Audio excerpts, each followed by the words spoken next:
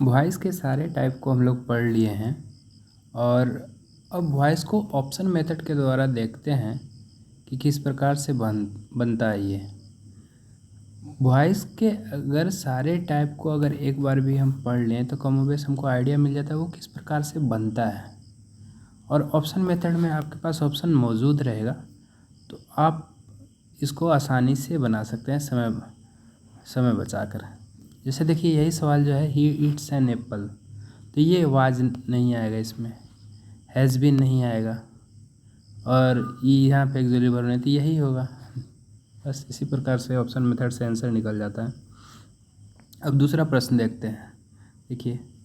और दूसरा प्रश्न है सी सैंग ए सॉन्ग, ये पास्ट का है, तो पास्ट का है, पास्ट इंडिफिनिट का, तो पास्ट इंडिफिनिट का तो इज़ कहाँ से आएगा, हैज़ कहाँ से आएगा। और अगर वाज आया, सॉन्ग इधर पलट के आया, वाज आएगा, तो ये सिंग का सिंग नहीं रहेगा, भी थर्ड रहेगा, तो ये आंसर हो जाएगा मेरा।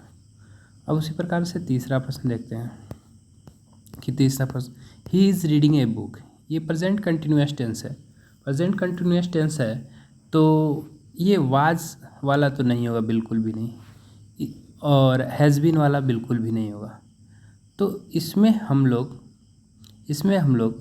कि इज़ तो ए बुक इधर आ गया, चलो इधर ही भी आ गया, इधर आ गया, लेकिन इसमें कंटिन्यूअस में इज़ बीइंग का प्रयोग करते हैं, इस कारण से आंसर ये हो जाएगा।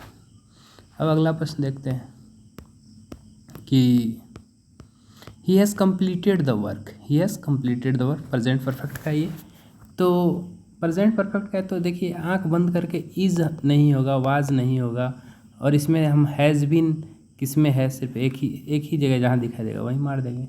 ये सब देखने की ज़रूरत भी नहीं कि सबसे हैज़ बीन कहाँ है और बाकी में हैज़ बीन नहीं है। आगे प्रश्न देखते हैं, she can solve the problem, modal verb.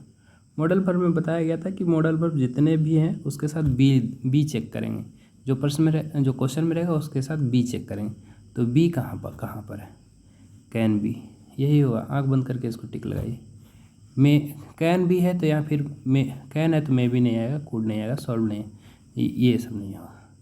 आगे देखते हैं 8 नंबर, वी मस्ट फिनिश, फिर से मॉडल वर्ब। मस्ट आया तो अब मस्ट भी किधर दिखाई दे रहा है, एक यहीं दिखाई दे रहा है, बाकी यही होगा, ये नहीं होगा, ये नहीं होगा, ये नहीं होगा, आराम से बना सकते हैं। अब आ गया imperative sentence, close the door. सबसे पहले देखेंगे लेट कहाँ है, लेट लेट लेट, ये गलत। अब भी थर्ड कहाँ है, भी थर्ड यहाँ, ये सही, ये गलत। अब बोले थे कि let the door be closed, be लिखने के लिए, तो ये कहानी ख़त्म, ये आंसर। इसी प्रकार से अब देखते हैं, did he finish the work, did he, तो डिड है तो इज तो किसी कीमत पे नहीं आएगा, हैज़ तो किसी कीमत पे नहीं आएगा, और डिड है तो डिड में ही नहीं रहता, वो वाज में चेंज हो जाता है, इसलिए ये तो बिल्कुल नहीं रहेगा, तो बनाने का भी जरूरत है, ये आराम से आंसर होगा। तो इस प्रकार से आप ऑप्शन के माध्यम से आप आंसर को छांट कर आराम से एक्टिव पैसिव को सॉल्व कर सकते हैं।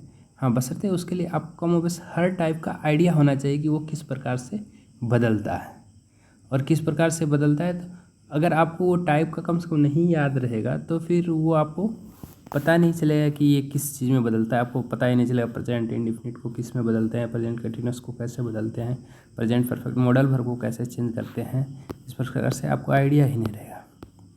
अब देखिए जैसे तेरे I want to do this work, हम लोग पिछले टाइप में इसको पढ़े थे कि अगर वांट रहे, लाइक रहे, होप रहे, एक्सपेक्ट रहे, इस जगह पे वांट रहे, लाइक रहे, होप रहे, एक्सपेक्ट रहे, अगर ये सब रहे तो किस प्रकार से हम सॉल्व करते हैं। कि पहली बात तो अगर आई वांट है तो आई वांट सेम जगह होना चाहिए, ये वांटेड हो गया, कहानी ख़त्म हो गया। ये वांट है, चलो इसको अभी फ़िलहाल कुछ देर के लिए कंसिडर कर दें, चलो इसका कहानी ख़त्म हो गया। और बोले थे कि दिस वर्क को उस साइड ले जाने के लिए, चलो दिस वर्क इधर आ गया, और टू डू है तो टू बी डन हो जाएगा, ये आंसर हो गया मेरा। आराम से ये चीज़ इस प्रकार से बना सकते हैं। I want this work to be done. तो ऑप्शन मेथड से आसान हो जाता है, बशर्ते आपको वो पूरा टाइप आना चाहिए कम से कम, तभी ऑप्शन मेथड से बेहद आसान हो जाता है ये सब, खास करके वॉइस और नरेशन। इस प्रकार से आप सॉल्व कर सकते हैं।